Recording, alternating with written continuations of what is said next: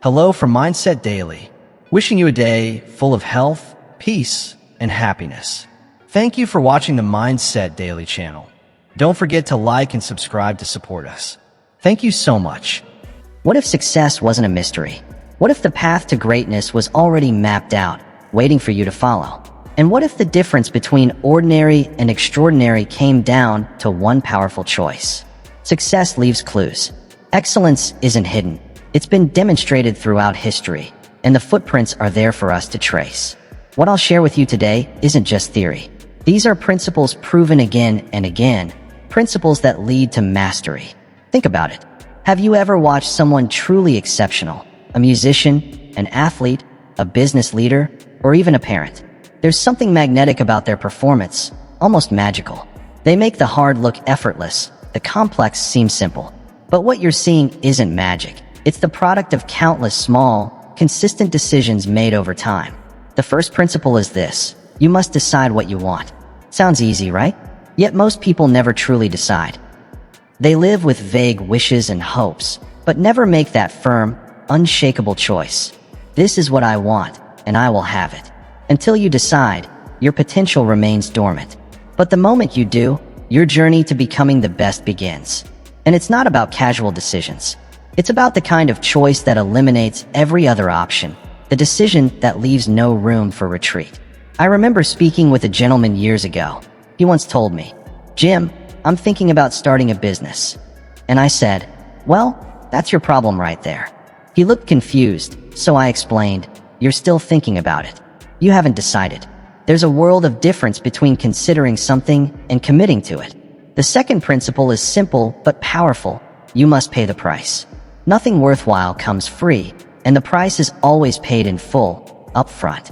Now, the cost of becoming the best looks different for everyone, but it always includes the same currencies: time, effort, persistence, and often being misunderstood by others.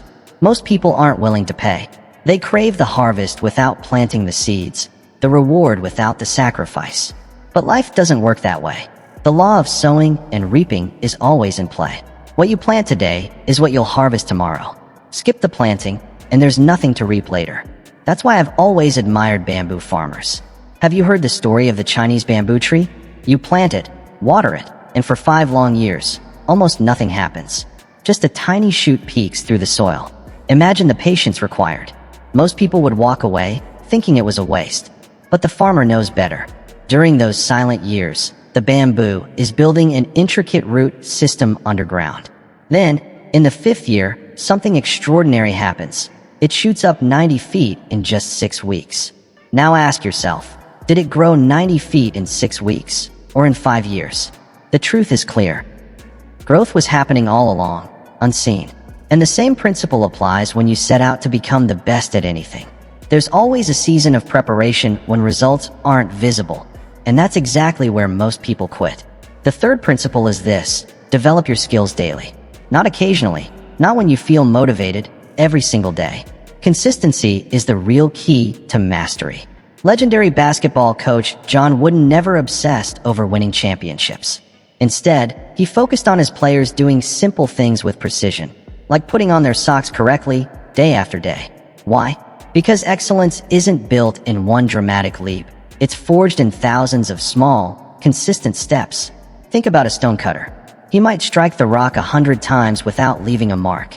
Then, on the 101st blow, the stone suddenly splits in two.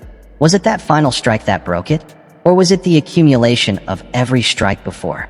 The answer is clear: it was all of them. That's exactly how mastery works. Over decades of studying successful people, I found they all share this in common: daily rituals. Small disciplines they never skip. They know that repeating the little things compounds into extraordinary results. I often ask people, "What are you reading right now?" And you'd be surprised how many admit they don't have time. But the most successful individuals always have a book in hand, always learning, always growing. They understand that learning never stops. True achievers are always feeding their minds with new ideas, strategies, and perspectives. The fourth principle is this: seek out the best mentors and teachers. If you want to become the best, you must learn from the best. Why study golf with someone who shoots 100 when you could learn from someone who shoots 70? Why take business advice from someone barely surviving when you could learn from someone who built an empire? Now you might say, but Jim, I don't have access to these top people. And that's understandable. But the truth is, in today's world you do. Their wisdom is everywhere. Books, audio programs, online courses, videos. There is no excuse not to learn directly from the best minds. When I was starting out, I couldn't afford high-priced consultants, but I could afford their books. For the cost of a single meal, I gained access to decades of their experience. What a bargain. Life-changing knowledge was available for the price of a few cups of coffee. The real question is, are you investing? The fifth principle is understanding the power of your environment. Show me your friends, and I'll show you your future. The people closest to you shape your mindset, your standards, and ultimately, your destiny. If you truly want to rise, surround yourself with people who lift you higher, not those who drag you down. Surround yourself with people who challenge you, not those who coddle you. The ones who expect more from you than you sometimes expect from yourself. I've seen many promising lives and careers go off course simply because someone stayed in the wrong environment. The good news? You can change your environment. You can choose who you spend your time with. Join mastermind groups, professional associations, faith communities, or any circle that elevates your thinking and pushes you to grow. There's a principle called the slight edge. It's the idea that small, consistent actions, though they may seem insignificant, create massive results over time. For example, reading just 10 pages a day adds up to about 12 books a year. Do that for 5 years, and you've absorbed 60 books. Can you imagine how much your expertise would grow from that? The sixth principle is mastering your mindset. Your mind is the battlefield where the fight for your potential takes place daily. What you tell yourself matters. The questions you ask yourself matter. The beliefs you hold about what's possible matter. Sadly, most people live with limiting beliefs they don't even realize they carry. I'm not good with numbers. I'm too old to start. Or, I'm just not creative. These limiting beliefs act like invisible prison walls, keeping you trapped and preventing you from becoming your best. Try this exercise. Complete the sentence. I am. What words come to mind? Are they empowering or limiting? Your self-identity shapes everything. If you believe you're someone who quits when things get tough, you'll prove yourself right. But if you believe you're someone who persists until finding a solution, that's what you'll do. The good news is beliefs aren't fixed. They can be changed, upgraded, and strengthened. You can choose empowering beliefs that support your goal of becoming the best. One powerful method is to act as if you already are the person you want to become. Want confidence? Act confident. Want discipline? Act disciplined. Your actions shape your beliefs, just as much as your beliefs shape your actions. The seventh principle is the power of incremental improvement. Most people overestimate what they can do in a day, but underestimate what they can do in a year. If you improve just 1% daily, by the end of the year you'll be 37 times better, not just 365% better. That's the power of compound growth. Imagine you're a salesperson making 10 calls a day. Add just one more call, a 10% increase, and in a year you've made 250 extra calls. With a 10% closing rate, that's 25 additional sales. Small hinges swing big doors. The eighth principle is embracing failure as a teacher, not an undertaker. Anyone at the top of their field has failed more times than most people have even attempted. Failure isn't the opposite of success, it's part of it. Failure is part of success. Every setback teaches you, sharpens your approach, and makes you stronger. The only real failure is giving up, or never trying at all. As I often say, don't wish it were easier, wish you were better. Embrace the challenges, because they're preparing you for the level of success you desire. I once spoke with a young entrepreneur frustrated after his first business collapsed. I asked him, "What did you learn?" He listed a series of valuable lessons. I replied, "Then it wasn't failure, was it? It was an education." He paused and said, "Priceless." The ninth principle is mastering energy management. To become the best at anything, you need extraordinary energy, physical, mental, emotional, and spiritual. Each must be cared for wisely. Physical energy comes from how you eat, move, and rest. Mental energy comes from focus and cutting out distractions. Emotional energy is fueled by healthy relationships and stress management. And spiritual energy flows from living in alignment with your values and purpose. Most people neglect at least one of these, and it costs them dearly. You can't reach your full potential running on empty. It's like trying to cross the country on a quarter tank of gas. I once coached an executive who was brilliant but constantly drained. His performance was good, but far from what it could have been. He was sleeping only 5 hours a night, living on fast food, never exercising, and working 7 days a week. I told him, "You're like a race car running on a lawnmower engine." We completely restructured his energy management, and within 6 months his results doubled.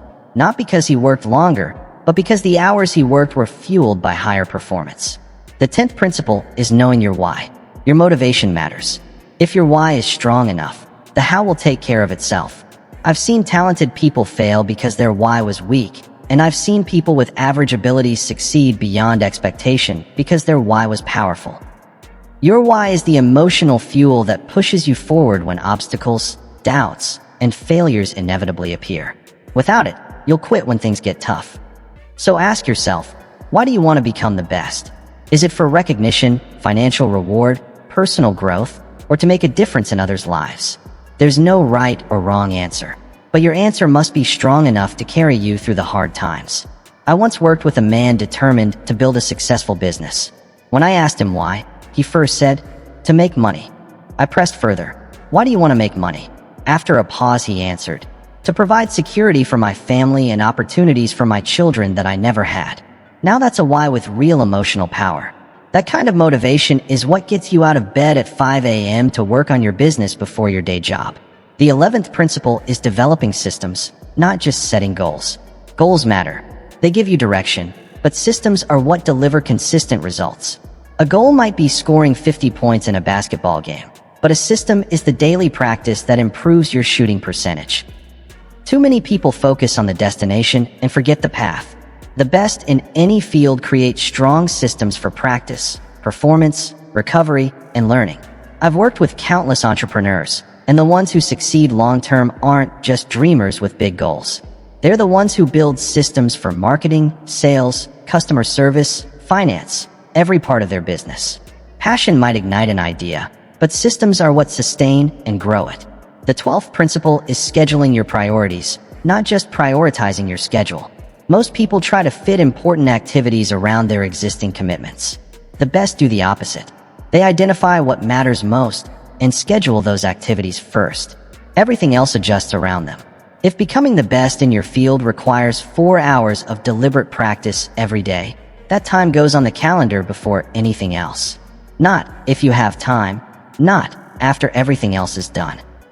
This discipline is what separates the elite from the average more than almost anything else. The best don't just find time for their priorities, they make time.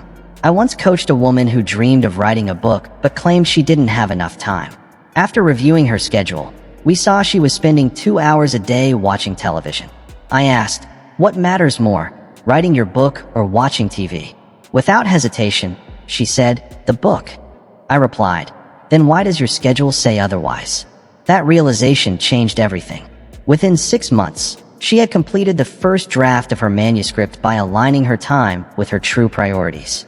The 13th principle is knowing the difference between activity and productivity. Being busy doesn't mean being effective. Many confuse motion with progress, like someone sprinting up and down a ladder without ever moving forward. The best in any field focus relentlessly on the few vital actions that create the greatest results. They understand the Pareto principle. 20% of efforts often produce 80% of outcomes. I've worked with sales teams where one person made 3 times as many calls as another, but generated half the revenue. Why? Because they chased activity instead of productivity. The top performer targeted the right prospects and invested more energy in each, while the busy ones scattered their efforts across low-potential leads. The 14th principle is developing grit and perseverance. Research by Angela Duckworth shows grit, passion, and persistence toward long-term goals is often a stronger predictor of success than raw talent or intelligence. And the road to becoming the best is never a straight line. There will always be obstacles, setbacks, plateaus, and failures. What separates the elite from the average is perseverance, the ability to push forward when others stop. I see perseverance as the great filter. Plenty of people have talent, intelligence, and opportunity, but only a few have the grit to endure difficulty. I once mentored two entrepreneurs who started with nearly identical backgrounds, ideas, and resources. One went on to build a $100 million company, while the other's business collapsed within 2 years. The difference? The first refused to quit. When he hit barriers, he found a way over, around, or straight through them. The second surrendered when challenges came. The 15th principle is continuous self-reflection and adjustment. The best don't wait for annual reviews or outside feedback. They evaluate themselves constantly. After each milestone or major effort, they ask, what went well? What could I improve? What will I do differently next time? This ongoing cycle of action, reflection, and adjustment accelerates growth faster than almost anything else. I've seen this principle in world-class athletes, top business leaders, and high performers across every field. They don't just practice, they practice deliberately. They don't just work, they work strategically. They're always searching for the small edge, the insight, or the adjustment that takes them to the next level. The 16th principle is becoming a lifelong student of your craft. The best never stop learning. The best are endlessly curious, humble, and hungry for growth. They read books, attend seminars, seek mentors, study their competitors, and constantly expose themselves to fresh ideas. In today's fast-changing world, what got you here won't necessarily take you there. The knowledge and skills that built yesterday's success may not be enough for tomorrow. Once you stop learning, you stop growing. And when growth ends, decline begins. I once spoke with a businessman at the top of his industry. He told me, "Jim, I read at least one book a week on leadership or my field." He'd been doing that for 25 years. That's more than 1,300 books. Is it any surprise he was leading his field? The 17th principle is teaching others what you know. At first, it may seem counterintuitive. Why share your knowledge with potential competitors? But teaching is one of the fastest ways to deepen your own understanding. Explaining concepts to others forces you to clarify your thinking and identify any gaps in your knowledge. Teaching also builds a community of practice around you. It draws like-minded people who may become collaborators, partners, or part of your professional network. Many of the top performers in every field are also the most generous with their wisdom. I've seen this time and again in my career. The truly exceptional aren't hoarders of knowledge, they're sharers. They understand that knowledge isn't a limited resource that shrinks when passed on. In fact, it multiplies and grows. The 18th principle is to focus on your strengths instead of obsessing over eliminating every weakness. That doesn't mean you ignore weaknesses altogether, especially if they're holding you back. But real progress comes from investing most of your time in the areas where you already have natural talent. If you're gifted in analysis but struggle with public speaking, you'll advance much faster by mastering analysis to an extraordinary level rather than trying to force yourself into becoming a world-class speaker. Manage your weaknesses, yes, but maximize your strengths. I've counseled many people who felt stuck, and often the problem was simple. They poured all their energy into improving what they weren't naturally good at, instead of leveraging their real strengths. The moment they shifted focus, their progress accelerated dramatically. The 19th principle is learning to get comfortable with discomfort. True growth always happens at the edge of your comfort zone. If you never step into discomfort, you'll never truly grow. The best in any field deliberately push themselves into challenging situations, not because they enjoy the struggle, but because they know that's exactly where breakthroughs are born. Whether it's the physical strain of an athlete pushing limits, the emotional weight of a leader making tough decisions, or the mental stretch of learning something complex, becoming the best means seeing discomfort as progress, not a reason to retreat. I often share the story of a young man who came to me after a seminar. He said, "Mr. Rohn, I want to be successful, but I'm afraid of failing." I asked him, "Which scares you more, failing or never becoming the person you were meant to be?" That question shifted everything for him. He realized the fear of unfulfilled potential was far greater than the fear of failure. The 20th principle is developing extraordinary communication skills. No matter your field, your ability to express ideas, listen deeply, persuade, and give clear feedback will dramatically shape your success. The best leaders, teachers, coaches, doctors, salespeople, and professionals all excel in communication. They know how to adapt their message to their audience, when to speak and when to listen, and how to simplify complex ideas without stripping away their meaning. And as people rise to the top of their fields, the value of communication skills multiplies exponentially. Technical skills might open the door, but it's communication skills that take you to the penthouse. The 21st principle is building resilience, the ability to bounce back from setbacks, adapt to change, and keep moving forward in the face of adversity. This quality separates the best from the rest because the road to excellence is always marked with failures and disappointments.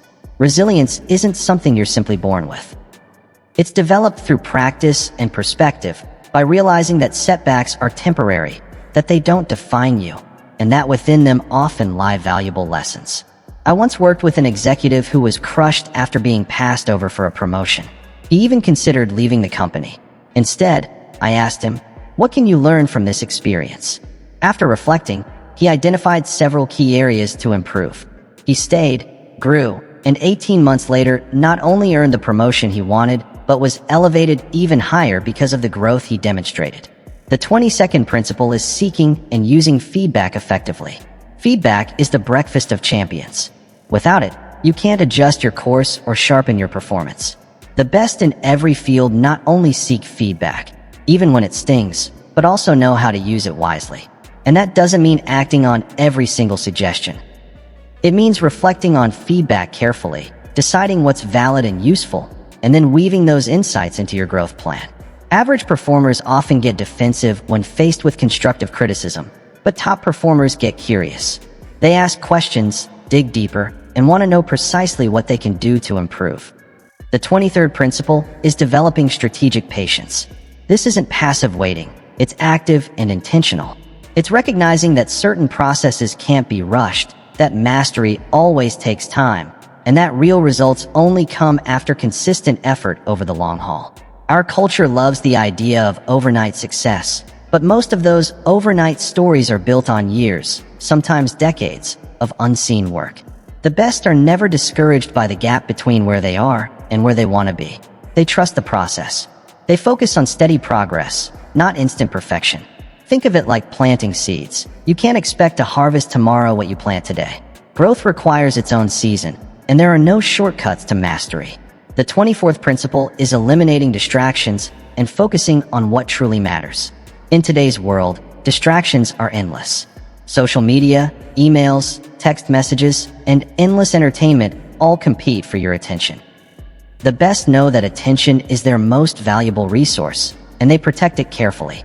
They build environments that encourage deep focus and set clear boundaries around their time. They're willing to miss out on what's merely good so they can focus on what's truly great. They understand that the main thing is to keep the main thing the main thing. I once worked with a writer who couldn't finish his book. After reviewing his routine, we discovered he was checking emails and social media dozens of times during his writing sessions. Every interruption broke his flow and drained his creative energy. Once he set strict boundaries, his productivity tripled. The 25th principle is investing in recovery. Becoming the best doesn't mean working nonstop. It's about working with intensity and then recovering fully. This cycle of stress and renewal fuels real growth, physically, mentally, and emotionally. The best performers know recovery isn't wasted time. It's a vital part of progress. They prioritize quality sleep, take meaningful breaks, and nurture hobbies outside their main pursuit. They understand that it's not about the number of hours worked, but the energy and quality they bring to those hours. I've seen many promising careers collapse from burnout. People who kept pushing without recovery until they simply couldn't go on. Don't make that mistake. Work hard, but recover harder. The 26th principle is developing extraordinary focus. In today's world of endless opportunities and distractions, focus is both rare and priceless. The best don't try to do everything. They identify what truly matters and pour their energy into it. That often means saying no to good opportunities so they can say yes to great ones. It sometimes means disappointing others, but staying true to your priorities. It also takes courage to go deep in a culture that constantly rewards breadth. I once spoke with a successful entrepreneur who shared his secret. I say no to almost everything. At first, it sounded extreme, but as he explained, it made sense. By rejecting almost everything, he could fully commit to the few things that truly aligned with his goals and values. The 27th principle is building relationships strategically. No one becomes the best in isolation.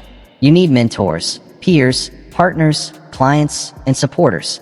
The best understand this and intentionally invest in strong, mutually beneficial relationships. This isn't about manipulation. It's about genuine connection, where you help others grow and they, in turn, help you. It's about surrounding yourself with people who elevate your thinking, challenge your assumptions, and support your goals. From what I've seen, the most successful people aren't those with the biggest networks, but with the strongest ones, relationships built on trust and nurtured over time. The 20th principle is developing exceptional self-awareness.